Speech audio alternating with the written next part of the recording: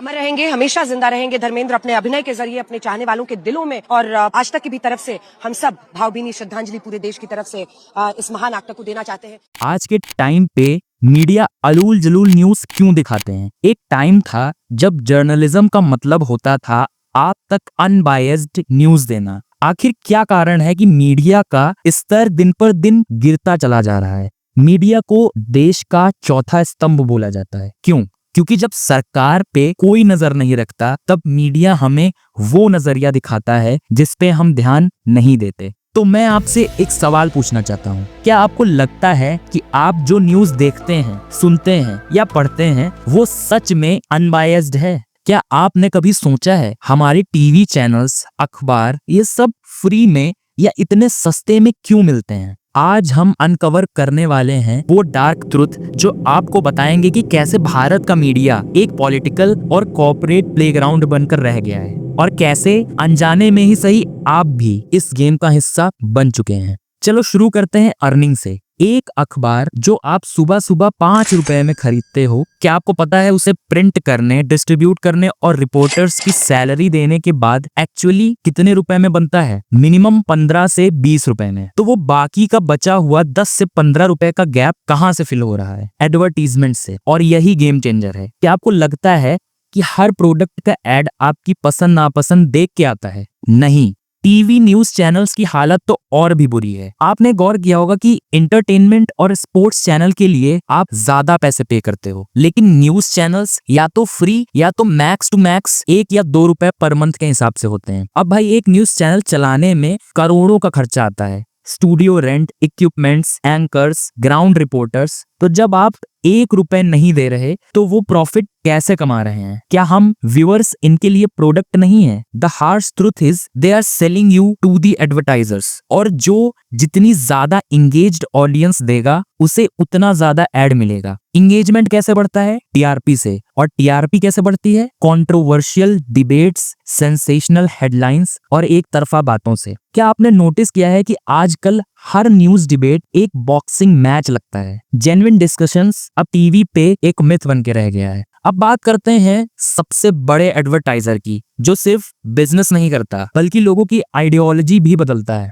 हमारी सरकार, central government हो या स्टेट गवर्नमेंट, ये मीडिया का सबसे बड़ा क्लाइंट है। हजारों स्कीम्स, योजनाएं, अचीवमेंट, इन सबके एड्स पे करोड़ों रुपए खर्च होते हैं। अब सोचो, जिस चैनल या अखबार में सरकार के एड्स आते हैं, क्या वो उसकी पोल खोल पाएगा? क्या वो उसके खिलाफ सच बोल पाएगा? The answer is no. ऐसा ही एक इंसिडेंट हुआ था 2019 में, जब नरेंद्र मोदी ने राफेल जेट के ऑर्डर को 126 से घटा के 36 कर दिया, बिना किसी पेपर वर्क या डिस्कशन के, जिसकी वजह से हर एक जेट का कॉस्ट बढ़ गया और नेशनल सिक्योरिटी वीक हुई। अब ये न्यूज द हिंदू और इसी के जैसे बड़े न्यूज एजेंसी ने छाप दी तो नरेंद्र मोदी ने उनके एड्स पर रोक लगा दिया। और ये गेम सिर्फ बीजेपी तक सीमित नहीं है। पंजाब में आम आदमी पार्टी ने भी अजीत समाचार के एड्स को बैन कर दिया, क्योंकि उन्होंने सरकार के खोखले वादों पर सवाल उठा दिए। ये कोई एक पार्टी की बात नहीं है,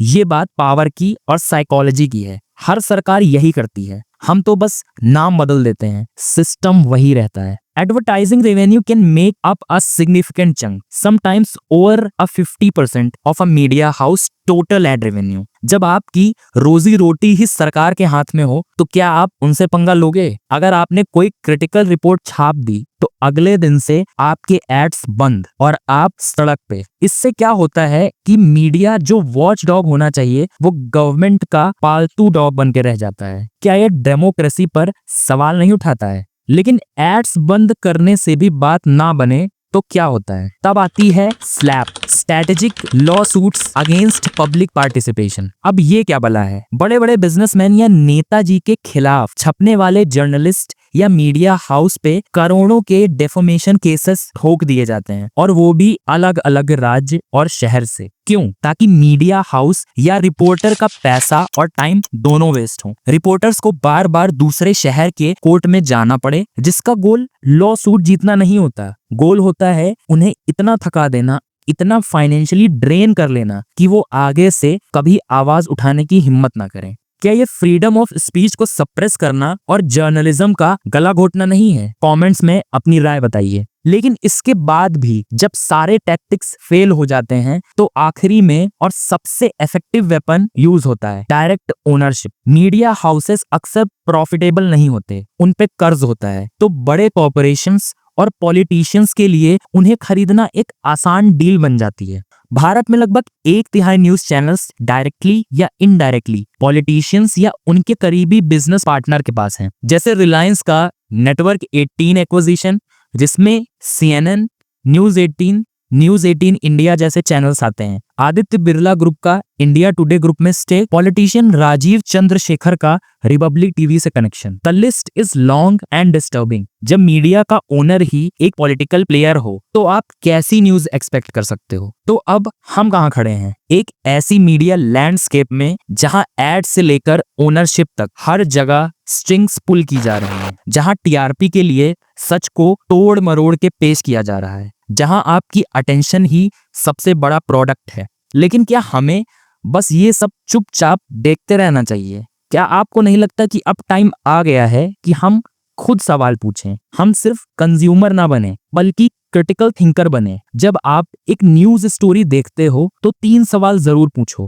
who benefits from this story? Who is being silenced और ignored in this story? What is the underlying agenda being pushed? हमें ऐसे सोर्स को सपोर्ट करना चाहिए जो इंडिपेंडेंट है, जिसके पास फाइनेंशियल बैकिंग नहीं है बड़े कॉरपोरेशन या गवर्नमेंट की। सब्सक्रिप्शन मॉडल्स को सपोर्ट करना चाहिए। ऐसे प्लेटफॉर्म देखो जो सिर्फ सच बोलने की हिम्मत रखते हैं, चाहे वो कितना भी मुश्किल हो, क्योंकि जब तक हम फ्री न्यूज की आदत नहीं छोड़ेंगे तब तक न्यूज बिकती रहेगी। अगर हम क्वालिटी जर्नलिज्म की डिमांड नहीं करेंगे तो वो हमें कभी नहीं मिलेगी। और अगर हमने अपनी आंखें बंद रखी तो वो दिन दूर नहीं जब हम सिर्फ वही देखेंगे जो हमें दिखाया जाएगा और वही सोचेंगे जो हमें सोचने पर मजबूर किया जाएगा।